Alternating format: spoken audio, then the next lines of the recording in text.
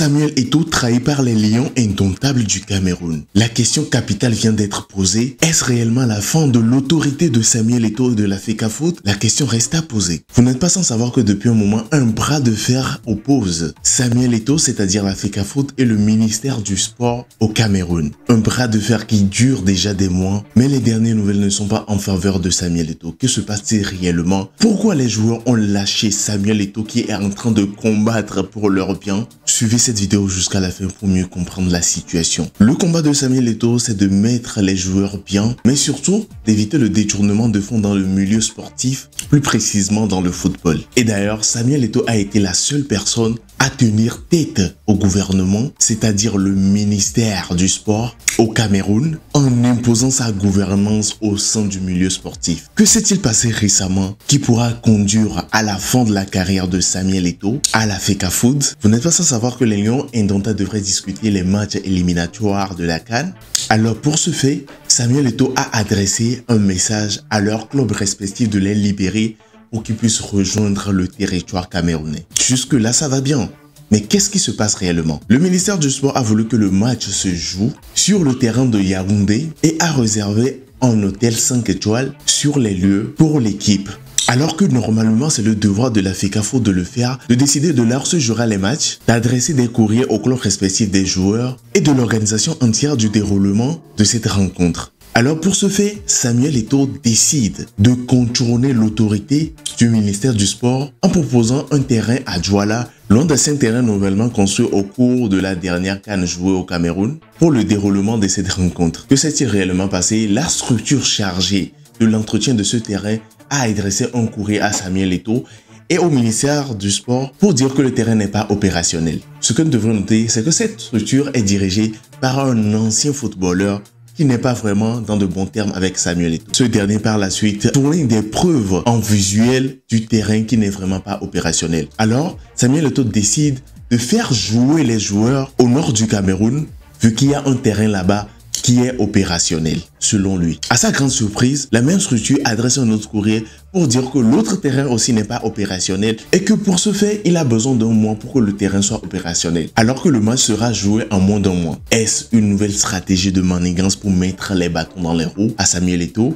La question reste bien évidemment à poser. Tout cela n'est pas un problème jusqu'à présent, mais ce qui choque l'entièreté de la population camerounaise et surtout le staff de Samuel Eto'o, c'est la réaction des joueurs qui arrivent sur la terre camerounaise et qui décident de partir à l'hôtel réservé par le ministère des Sports plutôt qu'à l'hôtel réservé par la FECAFOOT, c'est-à-dire Samuel Eto'o, pour les accueillir. Les joueurs ont-ils finalement décidé de leur camp? Samuel Eto'o, dans cette affaire, est en train d'exagérer. Avant de vous laisser écrire ce que vous en pensez dans les commentaires, laissez-moi vous éclaircir sur certains points. Là où le bas blesse, c'est que la FECAFOOT n'est pas financièrement indépendante. La FECAFOOT est financée par le ministère des Sports, c'est-à-dire le billet aller-retour des joueurs, l'hôtel même réservé par Samuel Eto'o sera financé par le ministère des Sports. Alors que c'est ce même ministère des Sports qui est en train de lutter, qui est en train de faire le bras de fer avec la FECAFOOT actuellement. Il y a une chose qui se dit très souvent et qui est vraie: celui qui détient tes finances détient ta liberté et a un pouvoir sur toi.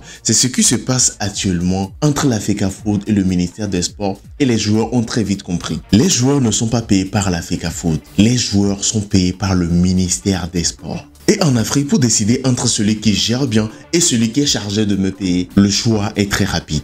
Entre-temps, Samuel Eto'o propose aussi quelque chose qui ne va pas vraiment dans l'intérêt des joueurs. Samuel Eto'o propose aux joueurs d'aller jouer au nord du Cameroun, c'est-à-dire les joueurs, après avoir fait leur voyage respectif venant des États-Unis, d'autres pays et tout, les joueurs vont se taper 7 heures de route avant de se rendre sur le terrain, c'est-à-dire au nord du Cameroun. 7 heures en aller et 7 heures au retour pour revenir à leur logement. Ce que Samuel Eto'o lui-même aurait refusé s'il était encore joueur. Parce que en tant que joueur, la facture du trajet va réellement agir sur leurs prestations lors du match.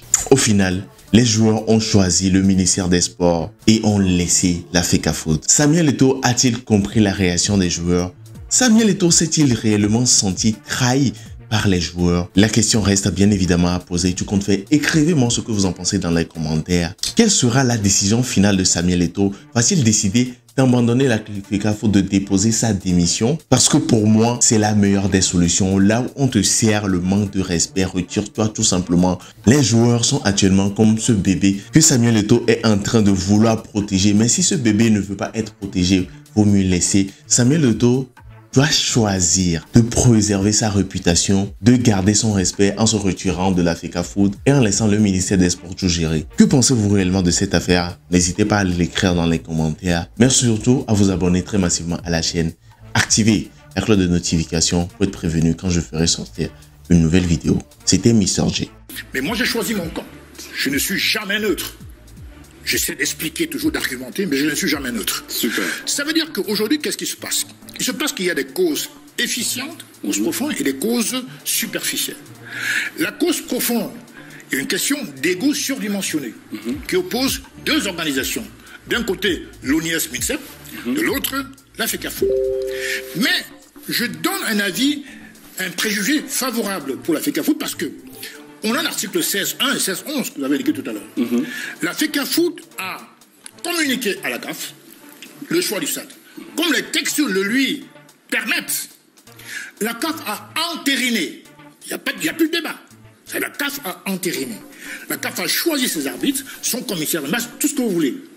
Tout d'un coup, l'ONIS, après une déclaration du ministre, affirme que non, finalement, Rumdiadja n'est plus possible. On voit déjà une collusion assez évidente. Parce qu'il donne d'abord son accord de principe. Alors il aurait pu quand même réfléchir avant. On va lui dire, effectivement, le stade de Japon n'est pas disponible. Il aurait pu réfléchir avant.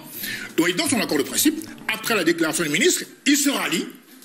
L'ONIS se rallie, ce qui n'est pas surprenant, puisqu'en vérité, M. Bell est en mission contre Samuel Eto'o. J'assume mes propos. C'est fort, non? Et là, ce n'est pas fort. C'est fort. C'est un gestionnaire qui est fort. Mes propos. Mais vous Les savez autres sont forts, mais là, ce n'est pas fort. Je peux parler d'insurrection. Mathieu. J'ai beaucoup de respect pour M. N'Djamène, de par son âge. C'est peut-être le plus âgé parmi nous autour de ce plateau. Ça compte pas. C'est pas un argument. Mais je constate que pour ce débat, il est largué. Pourquoi vous le qualifiez? Je vais le dire. C'est pas à vous le qualifier, non? Je trouve totalement Et on dirait que je suis sentencié. inconcevable qu'un monsieur comme lui se place en télévision, en prime time, sur un média comme Canal 2, et dise que l'organisation d'un match n'incombe pas à un État. Et vous, Mirabeau, vous laissez passer ça. Il y a des enfants qui nous écoutent à la maison. Donc vous jugez maintenant que j'ai laissé? Vous avez laissé ça passer tout à l'heure. Je veux dire que sur un plateau de télévision, il ne faut pas sur un plateau transposer le talibanisme politique sur un talibanisme sportif. Ah,